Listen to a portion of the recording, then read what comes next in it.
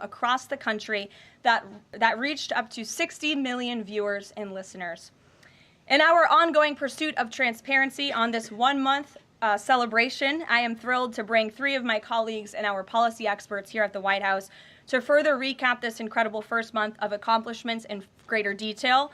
We have Deputy Chief of Staff for Policy and Homeland Security Advisor Stephen Miller, the Director of the National Economic Council, Kevin Hassett, and our National Security Advisor, Mike Waltz.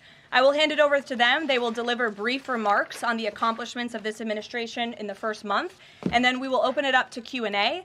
When we open up the Q&A portion, I do ask, for the sake of efficiency in this room, that you direct your question to the principal you seek an answer from, and I will call on you in this room. But first, I will let them roll through their remarks, and first up, I'll turn it over to Stephen Miller. Thank you. It's great to be back. And I want to just thank you all for joining today, our 1-month celebration of the most historic opening to a presidency in American history. No president comes close to what Donald Trump has achieved over just the last 30 days. He has packed 8 years of transformative action, restoring this nation, restoring our laws, restoring fairness, restoring economic opportunity, restoring national security in just 1 month. No one in this country has ever seen anything like it. And when you look at the consequentiality and the significance and the transformative nature of the actions he's taking, it truly defies description. For example, in just one area, this nation has been plagued and crippled by illegal discrimination, diversity, equity, and inclusion policies. It's strangled our economy, it has undermined public safety, it has made every aspect of life more difficult, more painful, and less safe.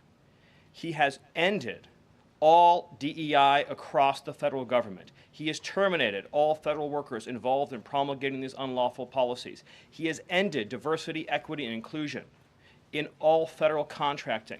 He has restored merit as the cornerstone of all federal policy, restored the full, fair, impartial enforcement of our federal civil rights laws for the first time in generations. And he has cracked down on individuals across this government and nonprofits who have engaged in illegal racial discrimination against the American people. This includes making clear to every educational institution in this country that ending diversity, equity, and inclusion, ending unlawful race discrimination is a precondition of receiving federal funds.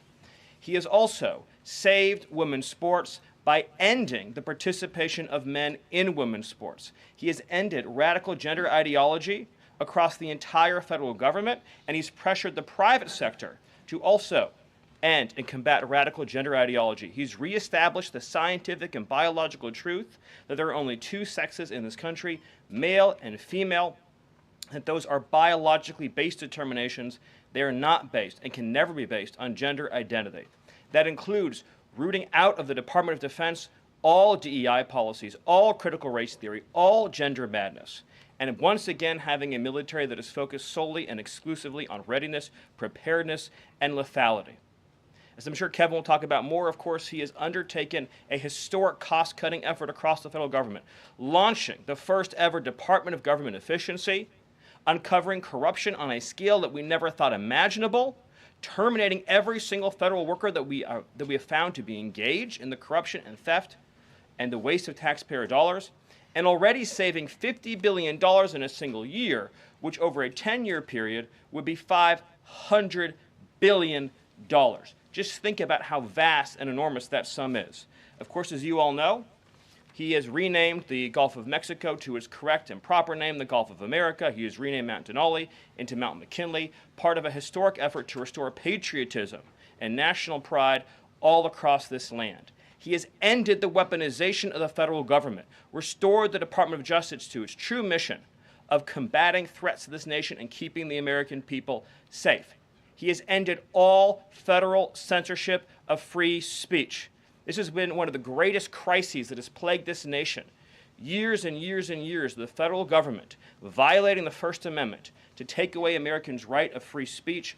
President Trump has ended that, and he has demanded that all federal workers, all law enforcement, cease any effort to intimidate the rights of Americans or to police their speech. He has also restored the death penalty at the Department of Justice including for illegal aliens who commit murder, including for those who murder cops, and including for all of those who threaten Americans with heinous acts of violence. The death penalty is back. Law and order is back. The streets are being made safe once again. On the public health front, he has launched the nation's first ever commission, the MAHA Commission, Make America Healthy Again, following the historic confirmation of RFK Jr., to finally uncover the true root causes of the public health crisis in this country, the childhood disease epidemic in this country, the spiraling rates of pediatric cancer, and devastating childhood sickness. He has finally created a situation where the federal health agencies in this country will be focused on preventing disease, on keeping children from getting sick in the first place, not sending them to a lifetime in and out of hospitals, suffering needlessly, when we can find ways to prevent this epidemic of illness. Then, of course, on Homeland Security. Today, it is officially the law of the land, at the conclusion of the congressional notification process, that 6 Mexican cartels and 2 transnational gangs, Tren de Aragua, or TDA, and MS-13, so 8 organizations in total, are now formally designated as foreign terrorist organizations, which means that every single member of those organizations who operates on U.S. soil is now, as a legal matter, a terrorist, and they will be treated as terrorists. This is a sea change in U.S. policy, and this means the Department of Justice and the Department of Homeland Security, along with the rest of U.S. law enforcement and the Department of Defense, are now operating in a legal reality where these cartels are recognized as terrorists. And there will be a whole of government effort to remove these terrorists from our soil and to degrade their ability to threaten or undermine any American security or sovereignty interests. Border crossings, since the day he took office, are down 95%. I think it's almost impossible to even describe the scale and scope of that achievement. President Trump, within days of taking office, cut border crossings 95%. And those few who have dared to cross are being either prosecuted or deported. They're either facing significant jail time for trafficking, smuggling, harboring, aiding, impeding, or they're being immediately removed from our soil. Either way, at the end of the process, they are going home.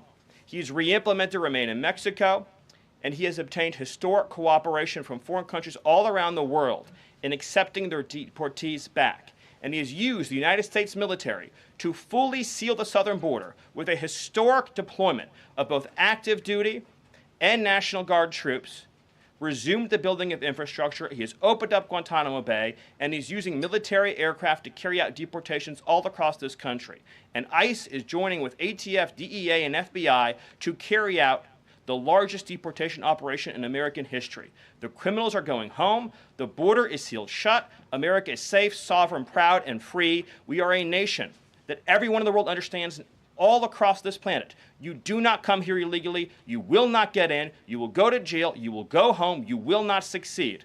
This is the biggest and most successful change in any area of law enforcement that this nation has ever seen, and he did it in under 1 month. Thank you. Yes. Well, thank you, Caroline. Thank you, Stephen.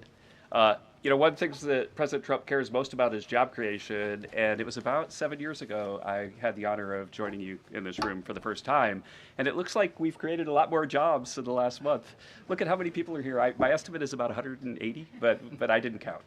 So thank you. It's really an honor to be back here. I think that I just want to go over a few things and then hand it off to Mike. The first thing is that the president has told us to prioritize fighting inflation. And he had to do that because, as you know, President Biden let inflation get completely out of control. And he did it with policies that made no sense. They made no sense. A lot of times you people say to us, our friends the journalists, why are you doing that? But I like to think, why did they do that? Why did they spend so much money? And then why did the Fed print so much money so that we had inflation as high as we've ever seen since Jimmy Carter? So why did they do that? So we're addressing inflation. We didn't have to address it in the first term because it was always in the ones, almost always. But we're going to get it back there. And how are we doing it? Well, we're doing it with a plan that President Trump and I and others have talked about in the Oval that involves like every level of fighting inflation.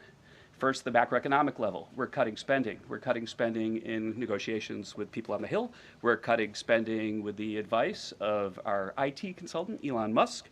And then we're also looking into supply side things, like restoring Trump's tax cuts, maybe even expensing new factories so that there's an explosion of supply. If you have an explosion of supply and a reduction in government demand, then inflation goes way down. And then one of the things that you want to say is, well, when are you going to see it? Well, the first thing that you'll see when the markets believe that we're going to get inflation under control is that the 10-year Treasury rate goes down, because that's how they think about future expected inflation. And so we're still going to see some memory of Biden's inflation. It's not going to go away in a month. But the 10-year Treasury before the last consumer price index had dropped about 40 basis points.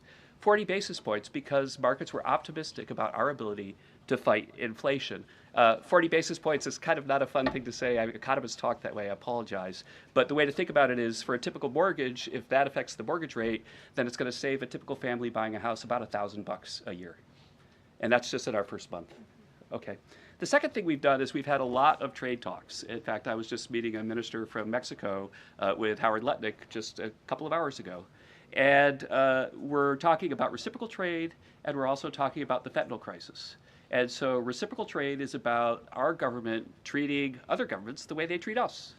We want trade to be fair. It turns out that Americans have been disadvantaged by foreign governments over and over, and President Trump wants it to stop. And the fact that struck me as most noticeable when I started to look at what President Trump was asking us to do is that last year we have data, U.S. companies paid $370 billion in taxes to foreign governments. $370 billion. Last year, foreign multinationals paid us $57 billion in taxes. We have 1/4 of world GDP. They have 3/4 of world GDP, and we're paying 370, they're paying 57. This is not reciprocal. We're going to try, or we're going to, fix it. The other thing that we've done is we've had an all-of-the-above energy approach that's led by Doug Burgum and Chris and a really large team, EPA. And we've already made so many actions that are going to affect the price of energy and lower inflation. We've opened up 625 million acres to energy exploration. We've cut 50 years of red tape that makes it so you can't have permits. And we've even made it so that when you go home, if you get a new one, then you can take a shower or flush a toilet or read under a light bulb. We're doing that too. So finally, let's just think about like the facts that we can see right now that we think are awesome. So guess what? Small business optimism has gone up by the most ever since President Trump came in. ISM, which is the measure of what's going on in manufacturing, it's expanding again for the first time in years. CEO confidence is the highest it's been in years. And the reason people are thinking this is that our policies give people cause for optimism.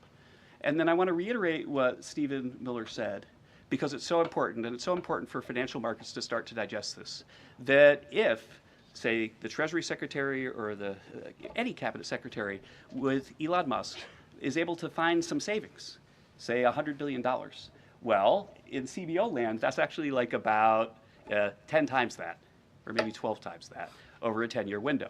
And so when you're thinking about the negotiations right now over reconciliation and thinking about, well, 4 trillion, 5 trillion, well, those numbers in terms of the savings are going to end up being small because of all the waste that we're finding.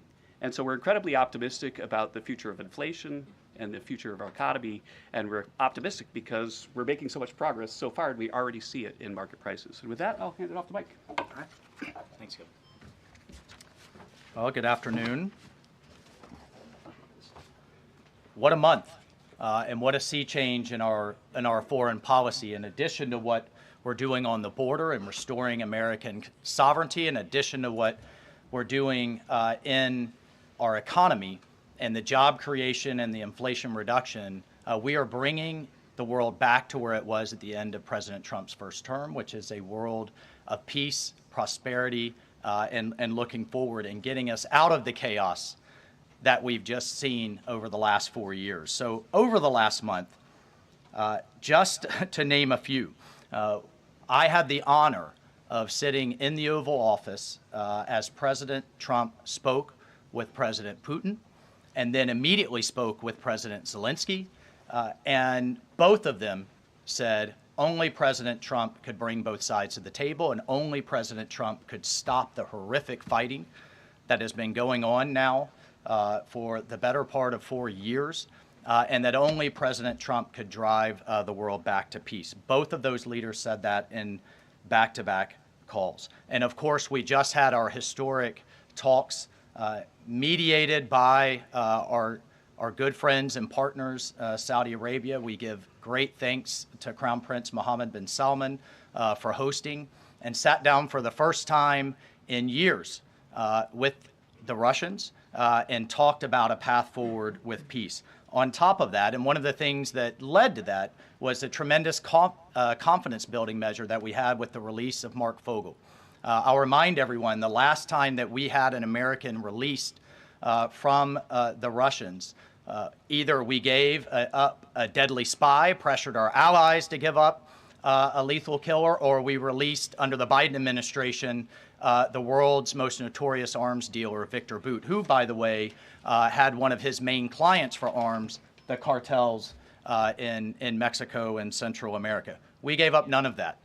This was released as a confidence-building measure, working with our great Middle East envoy, Steve Witkoff, and our Secretary of State as a first step towards opening these talks and then moving forward towards peace. On top of that, we've secured, just in a month, the return of 12 American hostages from Russia, from Bulgaria, from Venezuela, the Taliban, and Hamas. Excuse me, that's from Belarus, not Bulgaria. We also had,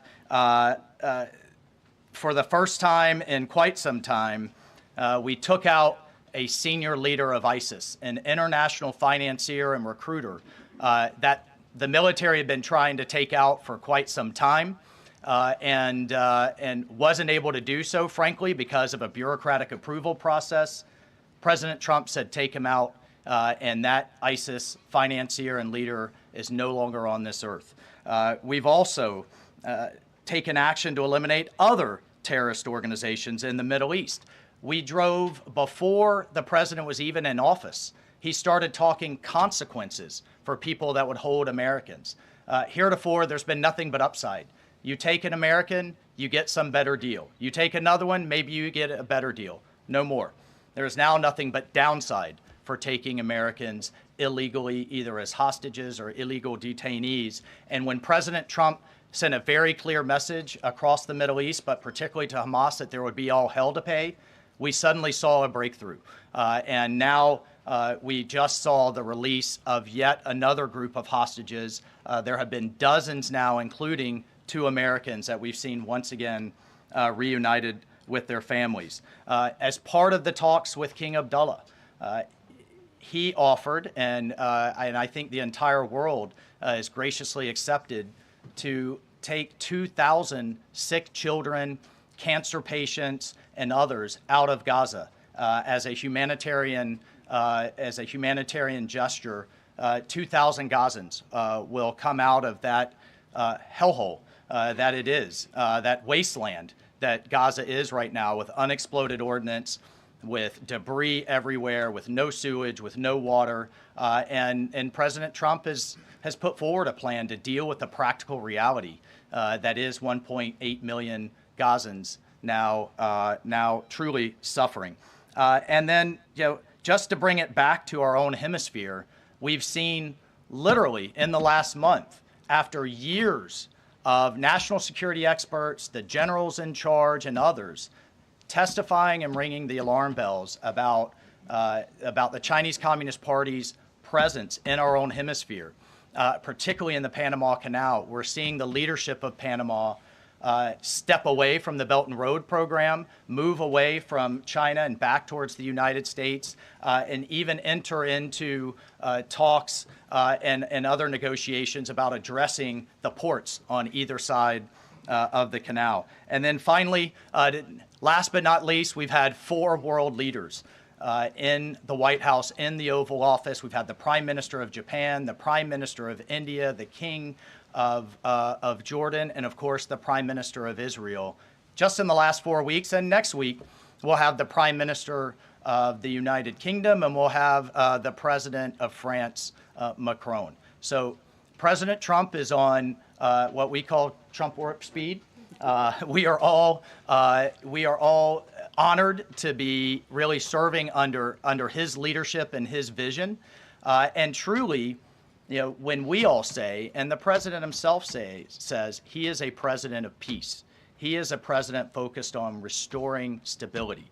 I think the entire world saw what the world will look like without strong American leadership in the last 4 years. And it's truly been an honor to get us back to where we were and back on track under President Trump's leadership.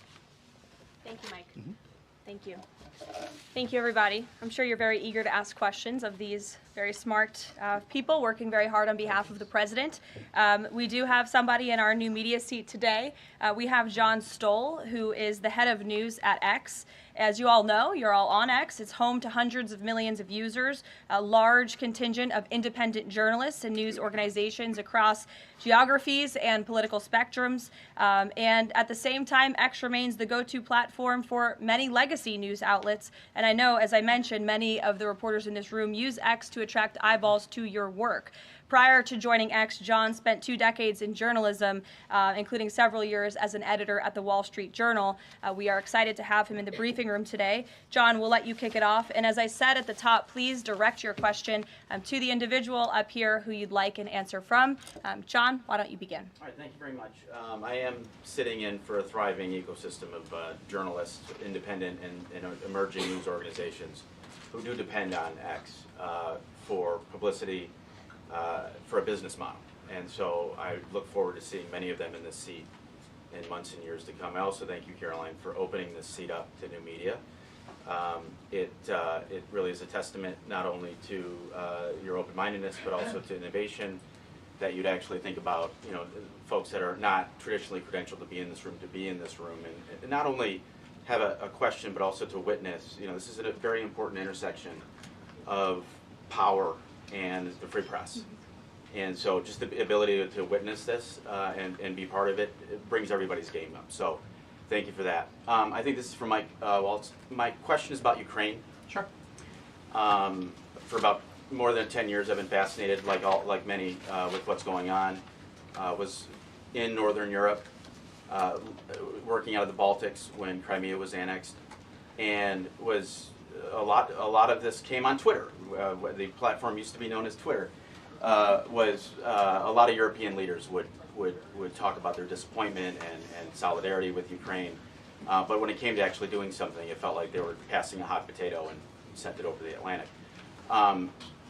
I wonder how much of what we're seeing right now out of the administration and President Trump is a call to Europe and the European leaders and the allies that we've traditionally had to pick up that hot potato and start doing something a little bit more concrete to win and preserve the peace in Ukraine.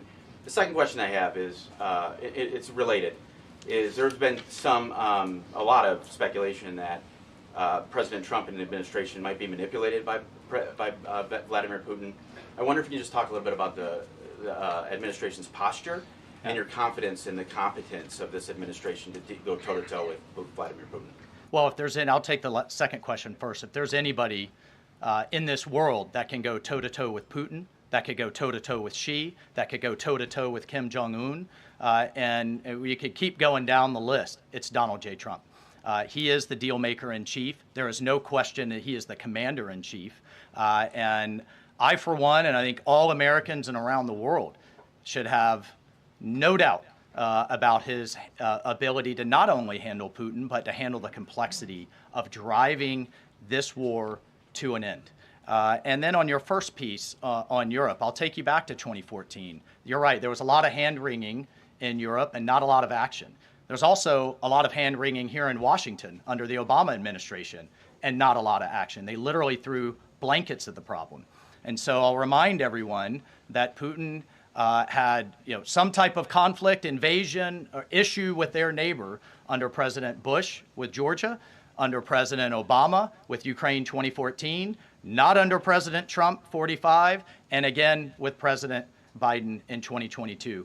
The war should have been deterred. The war should have never happened, and I have no doubt it would not have happened under President Trump and will stop under President Trump again. But I just want to push back on this notion of our European allies not being consulted as we've entered into this process. I already mentioned the immediate phone call President Trump made to President Zelensky. He has talked to President Macron of France repeatedly last week. President Macron convened European leaders and then is coming here on Monday. Prime Minister Starmer is coming next Thursday. I've talked to every one of my national security advisor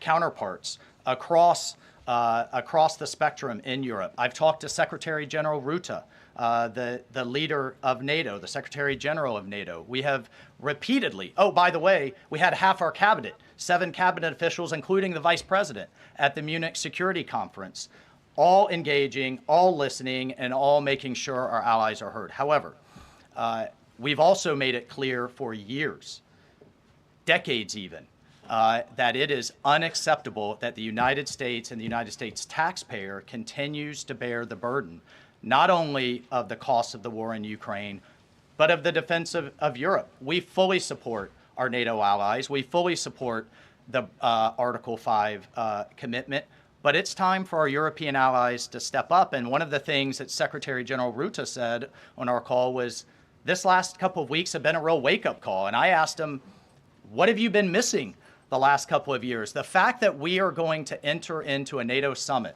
this June with a third of our NATO allies still not meeting the 2% minimum, a commitment they made a decade ago, literally a decade ago, with a war on their doorstep, the largest war that they're all extremely concerned about, but yet it's, well, somebody else needs to pay. We've got other domestic priorities. It's unacceptable. President Trump's made that clear. And the minimum needs to be met. We need to be at 100% in this June at the NATO summit. And then let's talk about exceeding it, which is what President Trump has been talking about with 5% of GDP. Europe needs to step up for their own defense as a partner, and we can be friends and allies and have those tough conversations. Great. Peter. Thank you, Caroline. I have a Ukraine one and a DOGE one. Who can talk DOGE? All of us. Well, so Stephen, we're hearing about these DOGE dividend checks that would be 20% back to taxpayers, 20% to pay down the debt. 60% is left. Who gets that?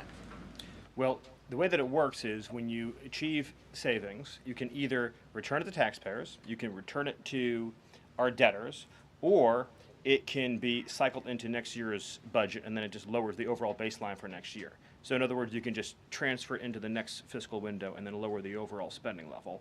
And that means that you can achieve a permanent savings that way, and that reduces the deficit. And when is it that people might see those checks? Well, this is all going to be worked on through the reconciliation process with Congress that's going underway right now. As you've seen, the Senate's moving a bill, the House is moving a bill. The President has great confidence in both chambers to deliver on his priorities. I would just take this opportunity to note that President Trump has made a historic commitment to the working class of this country to fight for major tax relief and major price relief.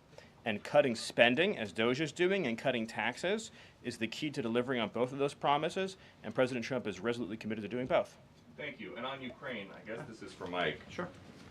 After the president's post on Truth Social yesterday, need to know, who does he think is more responsible for the Russian invasion of Ukraine, Putin or Zelensky? Well, look, his goal, Peter, is to bring this war to an end, period. And there has been ongoing fighting on both sides. It is World War I style trench warfare. His frustration with President Zelensky is that you've heard is multifold. One, there needs to be a deep appreciation for what the American people, what the American taxpayer, what President Trump did in his first term, and what we've done since. So some of the rhetoric coming out of Kyiv, frankly, and insults to President Trump were unacceptable, number one. Number two, our own Secretary of Treasury personally made the trip to offer the Ukrainians what can only be described as a historic opportunity. That is for America to co-invest with Ukraine in their minerals, in their resources, to truly grow the pie. So case in point, there's a foundry that processes aluminum in Ukraine. It's been damaged. It's not at its current capacity. If that is restored, it would account for America's entire imports of aluminum for an entire year. That one foundry. There are tremendous resources there.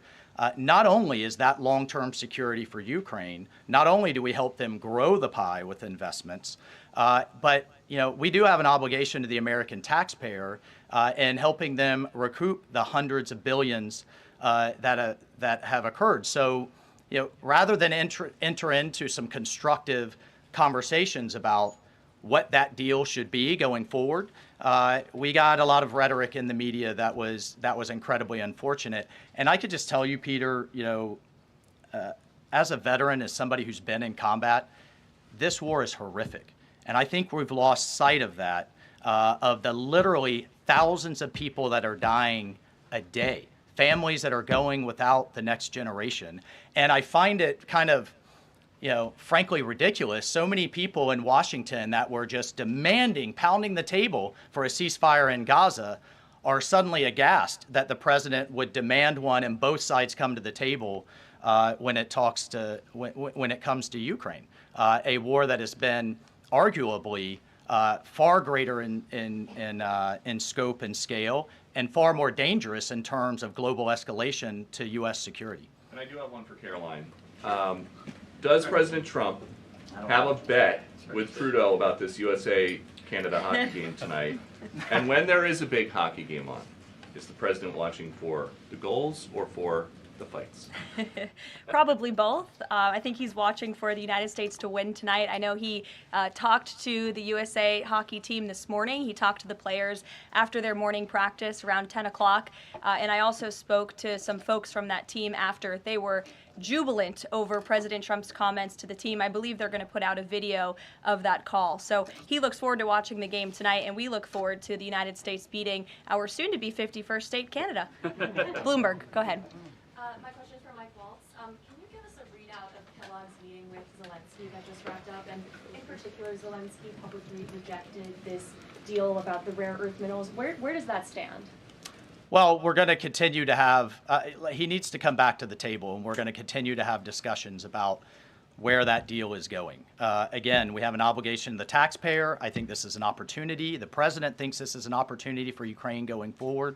There can be, in my view, nothing better for Ukraine's future and for their security than to have the United States invested in their prosperity long term. And then a key piece of this has also been security guarantees. Look, the reality that we're talking about here is it in Ukraine's interest? Is it in Europe's interest? It certainly isn't in Russia's interest or in the American people's interest for this war to grind on forever and ever and ever. So a key part of his conversation was helping President Zelensky understand this war needs to come to an end. This kind of open-ended mantra that we've had under the Biden administration, that's over. And I think a lot of people are having a hard time accepting that. And then the other piece is there's been discussions from Prime Minister Starmer and also President Macron about European-led security guarantees. We welcome that. We've been asking Europe to step up and secure its own prosperity, safety, and security. So we certainly welcome that, and we certainly welcome more European assistance. As I told my counterparts, come to the table with more if you want a bigger seat at the table. And we've been asking for that for quite some time. And has Russia pushed for sanctions in your talks with them? And have you consulted with international partners and allies about potentially rolling back sanctions in these negotiations to end the war? The talks with our Russian counterparts, both with my counterpart, the National Security Advisor, Secretary Rubio's counterpart, the Foreign Minister Lavrov, it really was quite broad, focused on what is the goals for our broader relationship, but very clear that the fighting has to stop to get to any of those brighter goals. And as a first step, we're just going to do some common sense things like restore the ability of both of our embassies to function. And again, this is common sense in foreign policy world. They call it shuttle diplomacy. We have to talk to both sides, in order to get to both sides to the table, and both sides have said only President Trump could do that. Deanna. Thank you, and my question is for Mike Waltz. All right. Sorry. The president has called Zelensky a dictator. Does he view Putin as a dictator? And does he want Zelensky out of power? I know he's called for elections. And then thirdly, the head of the Defense Committee in Ukraine's parliament just has claimed that the U.S. has stopped selling weapons to Ukraine. Is that true? Well, most of our weapons that have gone to Ukraine have been part of a drawdown authority where we've literally taken them out of our stocks and then eventually through appropriations started buying them again to refill our stocks. I'll just state that there has been a lag in a lot of that process. So many of our stocks, as we look at our operations around the world, are becoming more depleted. That's one of the reasons many people have had a lot of concern about when does this end? How much is it going to take? How many lives will be lost? How much will we spend? As a member of Congress, we repeatedly asked the Biden administration those questions, and we never got a satisfactory answer.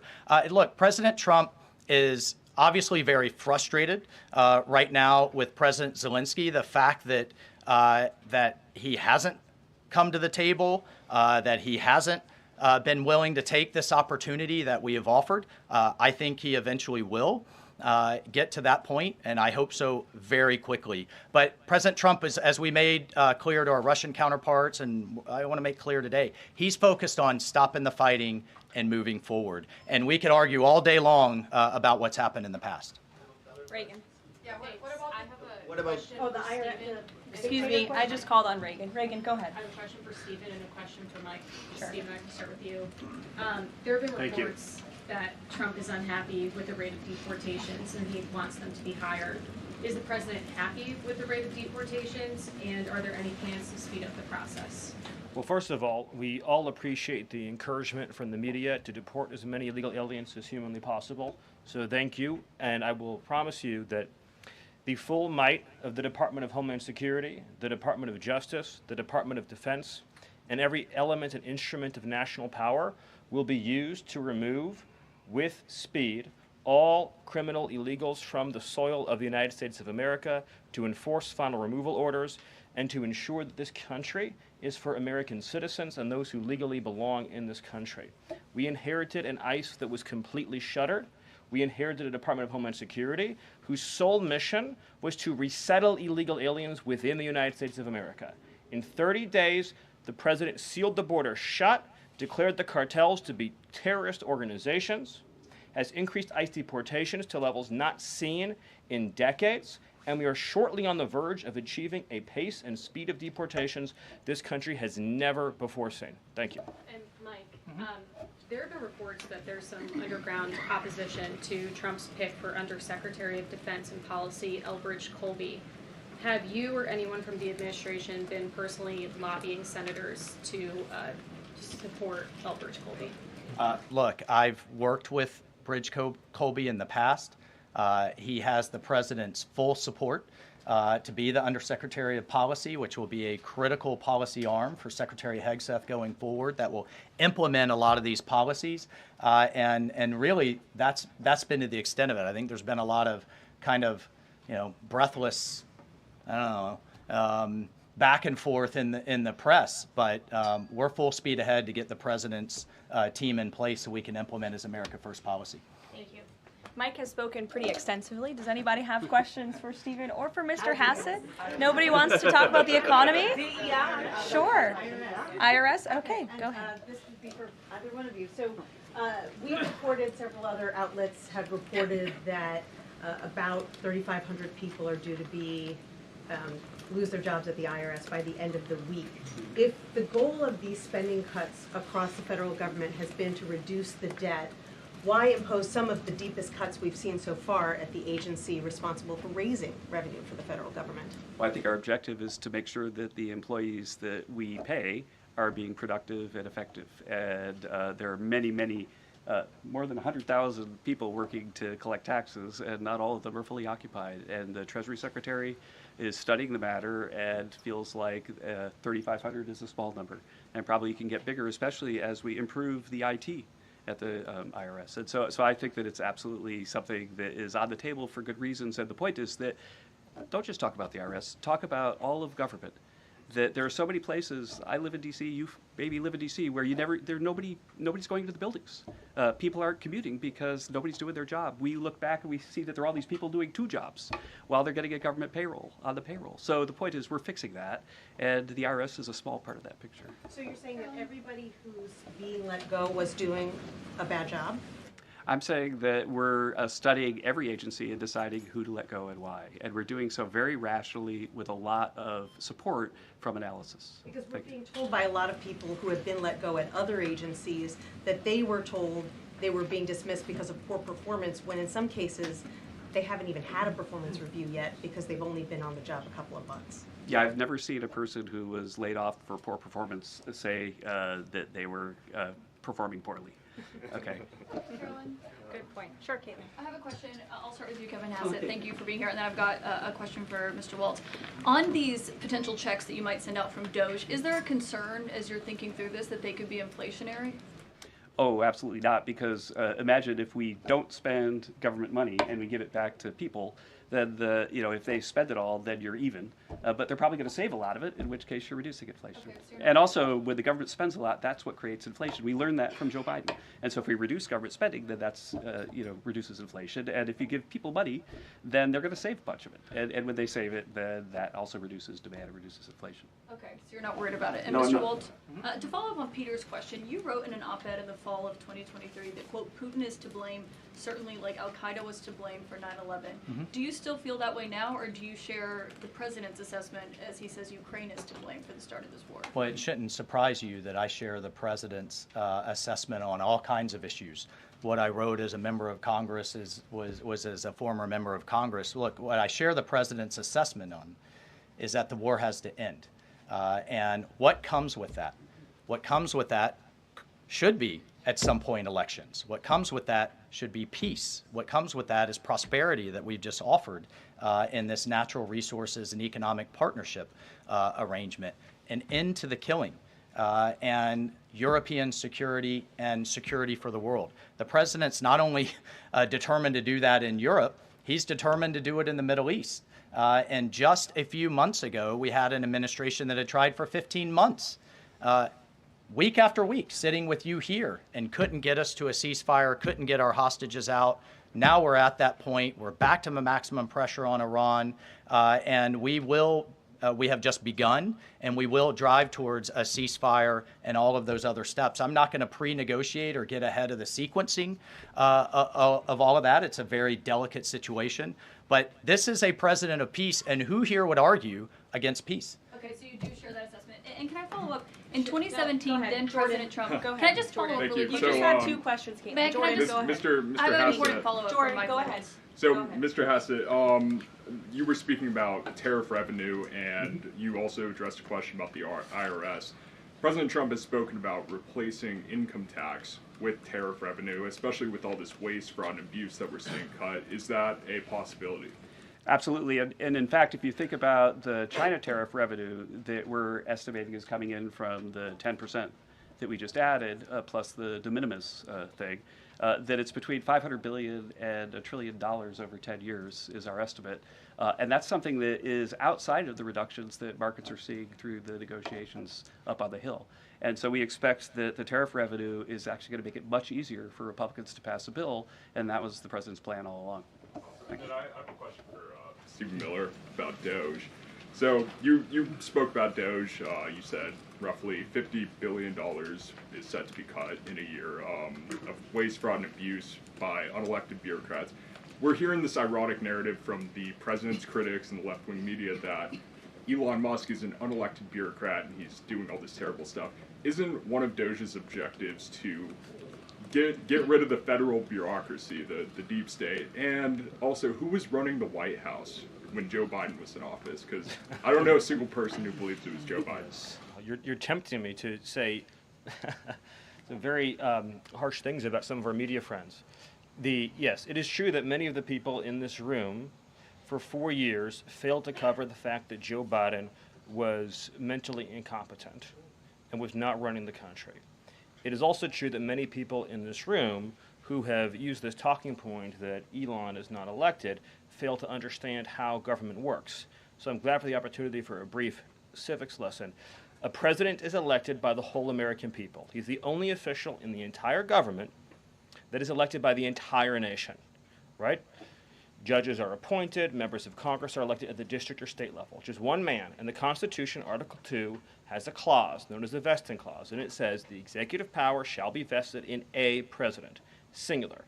The whole will of democracy is imbued into the elected president. That president then appoints staff to then impose that democratic will onto the government.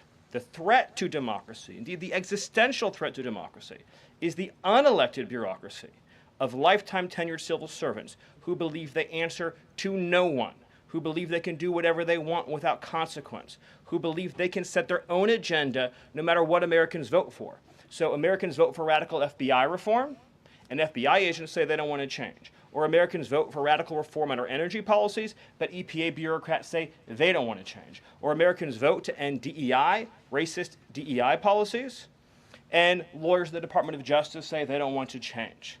What President Trump is doing is he is removing federal bureaucrats who are defying democracy by failing to implement his lawful orders, which are the will of the whole American people. Thank you. Thank you very much, everybody. I'm looking at the clock. We've almost had an hour of time. I know a couple of these individuals have a meeting to get to at 2 p.m., so you're welcome to follow up with my team for further questions. We're going to let these guys get back to running the United States government, and we will see you all later. President Trump will be speaking at 3 o'clock at the Black History Month reception. So thank you. It's good to see you. We'll see you in a bit. Thanks. Are you watching the Black History Month reception at the Miller? Stephen, on the fraud, should we expect indictments? Are there indictments coming for all the fraud we found? I'd love to follow up with you. Just set up time with Carolyn. Okay, thank you.